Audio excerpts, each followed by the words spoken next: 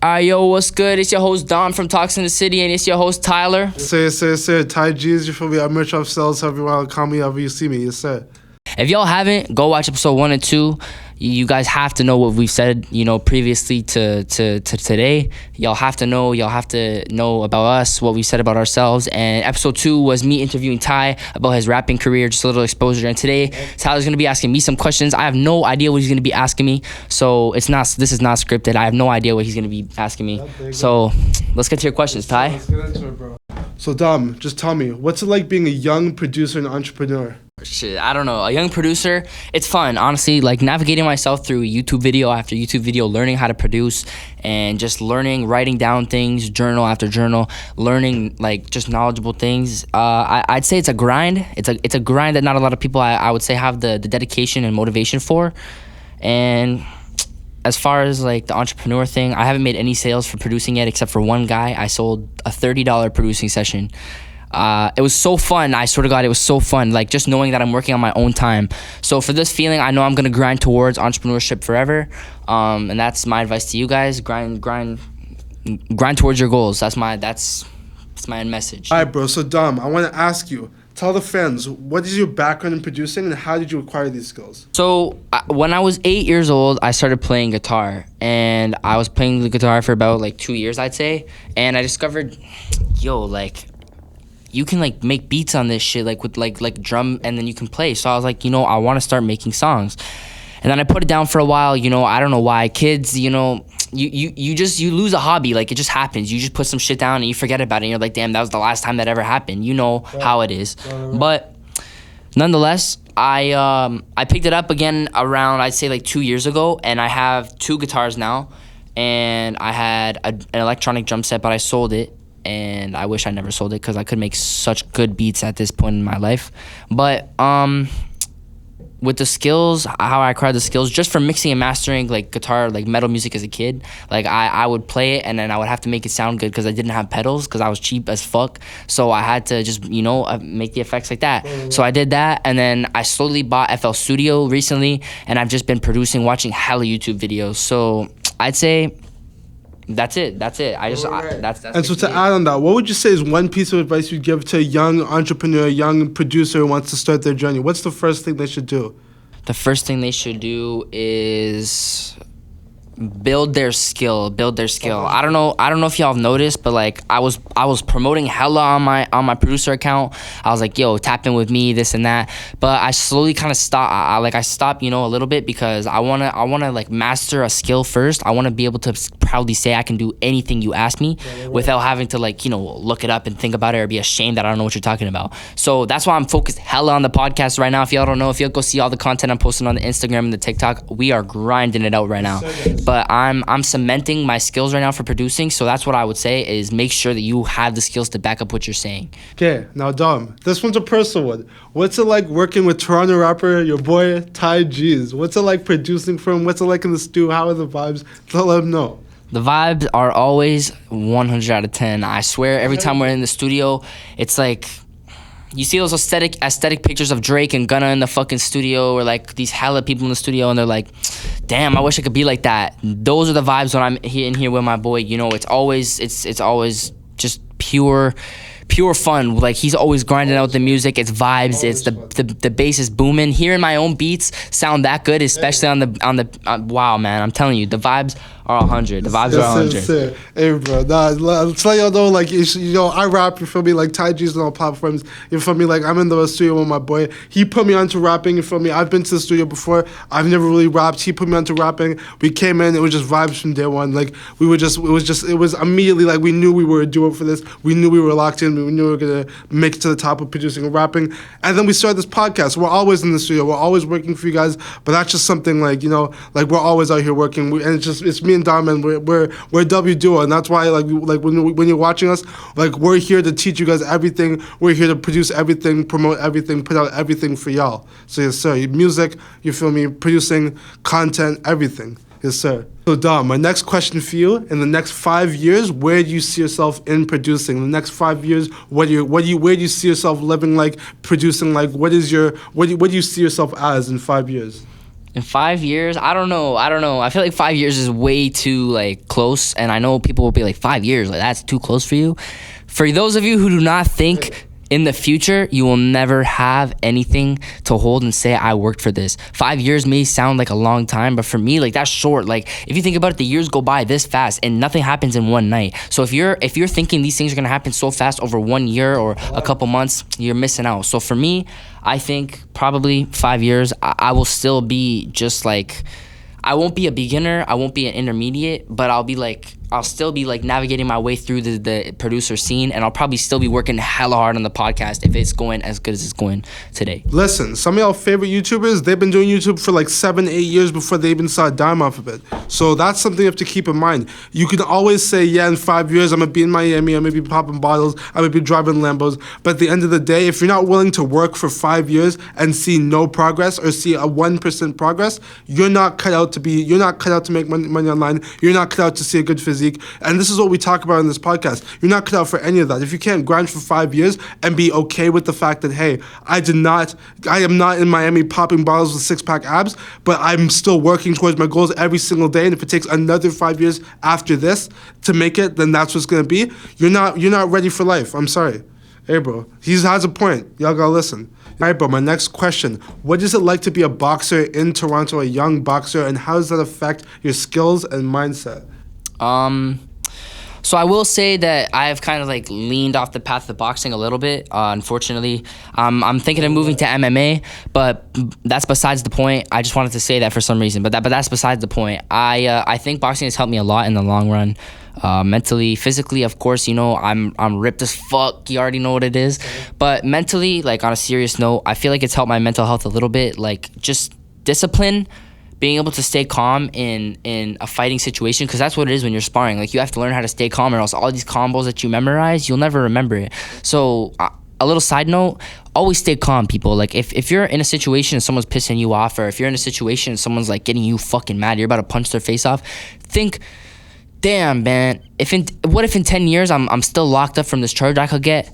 But like imagine how much money I could have made, or how many failed attempts at a business I could have had, and how much knowledge I could have made. So always think about things like that. But that's besides my point. It helped me stay disciplined, it helped me stay calm, it taught me so many values and skills that I guess I never would have learned if I never started boxing. Would you suggest boxing to the youth today?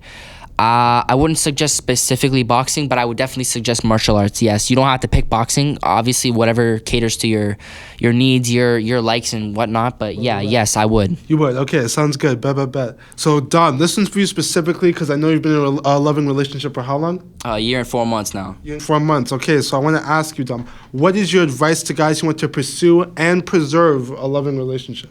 To be honest, like this is something not a lot of people want to hear, but if you want to like have a good loving relationship, like you got to be ready for the bad days, because like a lot of people see on Instagram, on TikTok, all these loving, happy relationships. That's not every day. Put the phone down, put it away. When you get in a relationship, it's going to be good for a while. You know, you guys are there, so you're not showing your true side yet. But if you want a true connection with someone, you have to realize like they're gonna confide in you. They're gonna be safe with you. They're gonna want things from you that they can't have from other people that are just on the outside. You know, so be patient, be calm, communicate. Communication. And, you know, even if your partner doesn't really understand you, or even if you feel like your partner's not there for you, don't give up. Always be there for your partner, because, you know, if they were there for you at your lowest, be there for them. You know, even if they're treating you bad, as long as they're not like, let's be honest, as long as they're not cheating or texting other guys, what could they be doing that's so bad? Like, you have bad days. You treat people bad too. Know that in the back of your head. You have to give people some, you know, you have to allow them to be who they are, right? So always, so to sum it up, be calm, communicate, and always just be there for your partner. Yes, sir. Because, guys, I'll be real, I'm not like this guy. Like, my longest relationship has been, 4 or 5 months. But, I will say is that, even in that short span of time, we have arguments. There are days where I wake up and I'm she generally does shit that just pisses me off. I'll keep it real. That's how it's going to be in a relationship. But you have to push through these problems. It's the same with your parents. It's the same with your mother. You argue with your mother. You have bad days with your mother, but you love your mother. And you always forgive each other. You always come back to each other. You always love each other. So I'm very glad you said that, because these are things you guys have to know. If you don't know how to, you guys have a relationship with your mother and you'll say, oh, I can't get a girl. Bro, You know what I'll touch on? Think about your relationship with God. I know there's gonna be a couple people out there that are watching this. They're like, "Yo, my relationship with God is perfect. Like, I go to church every Sunday. Like, I pray I'm a proper Christian." This is not for you. But if you're watching this and you got a guilty conscience when I said your relationship with God, you know what I'm trying to say. He accepts you when you come back after months of not even talking to this guy, of disrespecting him, of not paying any attention to God. You know, you scroll those videos when you see him. You know, you put the Bible away. You say, I don't want to do that right now. I don't have time for God. But when you show back up after so long, he has time for you. So if you have a relationship, think about your relationship with God. Come on. Even when you lie, even when you goon, even when you steal, He's everything. still there for you. He's still there for there you. Go. So there that's my example. There you go, guys. Life is about relationships, guys. You have relationships. You can have 100+ relationships in your lifetime. So treat relationships right. And when you're dealing with a woman, it's not that different, guys. Just understand you're dealing with a human being. At the end of the day, we're all human. So just. You're dealing with a human being. Understand it's not going to be perfect. We're not perfect. None of us are perfect. Understand that and go into it confidently knowing that, okay, we're going to push through our problems. You guys know that. This is kindergarten stuff. Like, we were all on the playground. We all had to push through problems, push through things. People hurt our feelings. We were still friends with them. We still grew relationships with people. It is what it is. That's how life is, guys. Yes, sir. So for y'all that don't know, I'm personally in sales. I do reselling and e-commerce, drop shipping specifically. So that's my thing. I want to ask you, Dom, since you're a producer, and this is something that I've never personally branched into. Otherwise, if y'all don't know, I am a personal trainer. I do have a background in personal training. I've worked jobs in personal training before. But I'm like, that's different because it's a 9 to 5. I want to ask about a businessman. So I want to ask you, Dom, what would you say is advice to guys who want to start a service, not sales, a service-based business? A service-based business, definitely make sure that you have plans in place for scams, because when you start out as a new person, people will try and take advantage of that. They'll be like, this guy, like, nobody knows this guy, nobody knows his name. So people will take advantage of this. It has happened to me personally. Those of you that are watching this video or might be watching this video know exactly who the fuck you are. Try to scam me for producing $15, bro. I don't understand it. So I was calling you out.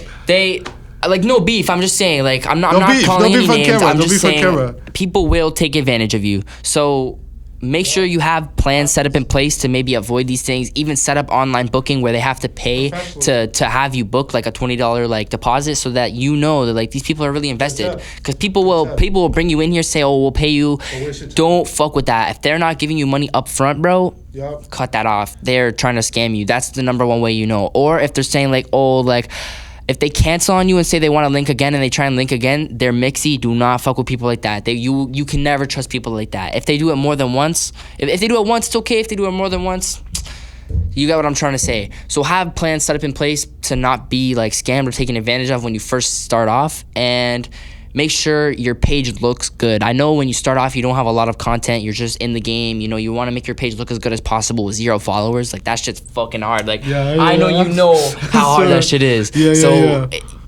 Just put as much effort in as you can. I will admit, like, some of the videos I upload on my pages or like our pages, even him, I know you've uploaded some videos. They're fucking sloppy. Avoid that. We know it. We see the difference in views and likes, and we're like, damn, like 5 minutes I could have put in more into that video and it would have been quality. Just not one thing. I'm like, oh, fuck it, I'll leave it then. Right? And you could have taken it out. It would have looked so much better. So always have effort and make sure that the effort is noticed. Like, don't make sure only you see it. It's just a little bit under there. Like, make sure it's big. Like, make sure it's vibrant. If you think it's too much, people will probably think, it's all right. Like, there could be more, you know? Don't second guess. Don't doubt yourself. If you think there could be more, put way more. You know what I'm trying to say? Just always have effort. Now, to touch on this, Dom, my next question for you, would you ever try a sales-based business? Door-to-door sales, you could do selling a course. I'm going to cut you off. Agency service. Any sales at all. This guy already knows. A product or something online, digital products maybe, an ebook, a course, anything digital. I do sell stuff on Fiverr for producing. I guess you could say that. That's a service. That's a service. Yeah. Nothing sale related. This guy knows. I told him I'd shoot videos for his drop shipping, and that's what I would want to be cut in on. I'd help him with videos. I don't see myself doing that shit. I feel like it's a waste of time, and like there's a lot of people like my mom is a deep thinker, and I told her I wanted to start drop shipping, and she was like, well, what if people, you know, say they didn't get the package? And like, it's just, she threw these ideas out there, and it's, you start to think like there's a lot of things that people could fucking scam you for. And like, if my mom is thinking of like a couple of things that I didn't think about, evil fucking people, bro, like I'm telling you, people will find a way to scam you out of a cent, bro. People will find a fucking dirty way. So I just don't want to do things that are like online or like in person, because like people will slime you out for like 50 bucks, bro. Like, we know what's going on in the world right now. So no, I don't see that. Service is different. You grow a relationship with people, you know, you grow the prices you guys go, or you know, it depends. Service is more like a friendly level, but sales, nah. So fam, now we're talking about destinations. Where would you want to live if not Toronto, and why?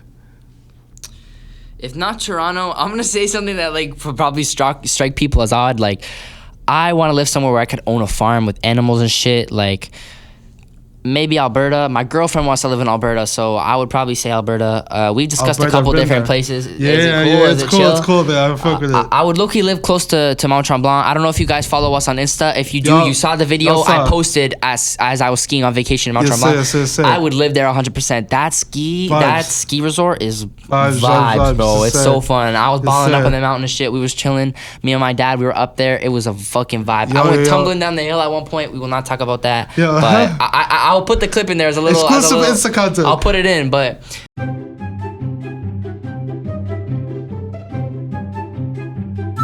y'all, I would probably live there maybe, or somewhere where I could have a farm. Or Alberta or the ski hill. All right, for sure. All right, Mont Tremblant destination, y'all. To tie this all off, talk about producing success, long-term vision. What are your dream clients that you would produce for? Dream rappers, dream artists that you would produce for? Who do you want to be in the studio with, and why? So not a lot of people know this, but I would probably want to be in the studio with the band Korn. I don't know if anybody knows this. I don't know if you know. They're a metal band. I've loved them since I was a kid, bro. Like, their music is fucking amazing. I would probably be in the band with in the studio with them. Maybe Slipknot too. I know you know who that is. Yeah, I know some. Maybe who else I would be in the studio with? Any rappers? All right, so I would probably want to be in the studio with Chief Keef. I used to listen to Chief Keef a lot. I feel like we would be balling up spliff after spliff. I would probably be in the studio with Chief Keef. But yeah, that's probably who I would want to be chill up with. All right, Dom. Look, man, those are all the questions I had for you today. We just wanted to pop in, ask you some questions. You feel me? Toronto moneymaker, Toronto entrepreneur, young. You feel me? 16. Y'all, our audience, you feel me? Y'all are watching. Y'all are definitely 16 to 25. So I'm saying, bro, just a young guy in the city, grinding, making money, getting right with his body, getting right with fitness. You feel me? I just want to pop in, ask you some questions, let the viewers know. You feel me? Get the viewers to get on his level. Get the viewers to really understand where he's coming from. Get the viewers to really understand what it takes to be a young moneymaker, a young fit guy in the city. Y'all like, subscribe, go follow the Instagram and the TikTok. We're dropping reel after reel after video every single minute, every single day. So y'all go tap in. This guy can vouch. No design for YouTube, yes sir, because y'all want to be notified if we drop. Come on, no design so right now. I hope y'all enjoyed this video. Don't forget the notice right now. Go ahead. Stay tuned for episode 4. Have a good day. Let's go.